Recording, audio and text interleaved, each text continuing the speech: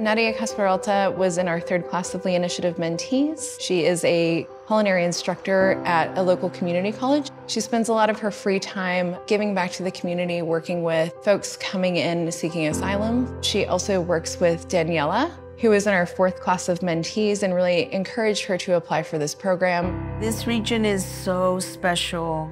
It's an area that is so agricultural. It's predominantly Latino. From here, from Mission, we're literally 10 miles to the border. Thank you so much for having us here in South Texas.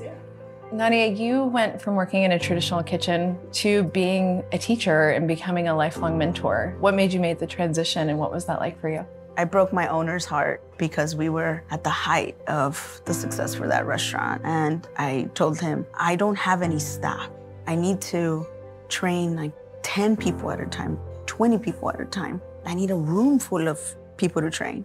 Now he has 14 of my students in all 3 restaurants. Did going through our mentorship program teach you anything that you've carried over with mentoring young people? I know that I'm gonna fight for the future culinarians of this area, but I didn't know how much I needed to be in community with other mentees and mentors.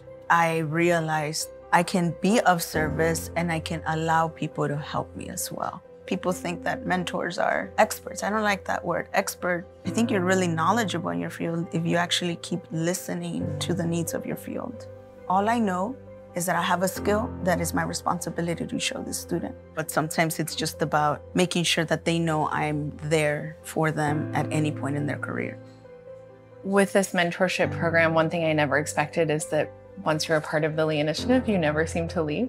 You've been a great example of that. You've helped to build this community by sending Daniela our way, who is in this class of mentees. Daniela, she kept texting me saying, I just need to go for it. I need to stop being scared. I just need to go for it. I'm like, you got this. Like, you've always had it, but I'm glad you're listening to your voice. She made me get out of my comfort zone. And let me tell you, I love it. Daniela is a food service director at an early childhood learning center and has since opened her own catering company, Tesoro Fine Cuisine. Daniela, thank you so much for having us here. Can you tell us about this beautiful space? Yes, this is Capilla El Rio. It's one of the venues that we have a contract with. It's beautiful. Thank you, thank you. So it seems like your catering business has really taken off and you're extremely busy this time of year. Can you tell me a little bit about the growth that you've had?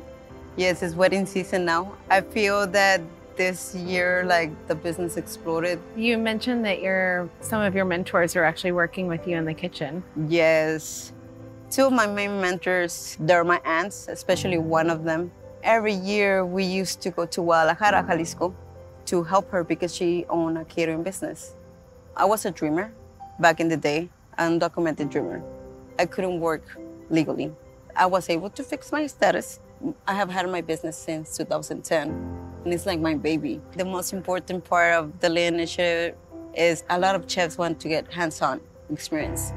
But me as an entrepreneur, I also wanted to see the mentorship with the business side. And it's just amazing the empowerment that the program gives us, like with all the opportunities, the resources, and all this exposure to learn. Just the fact of all of that is like, you need to apply.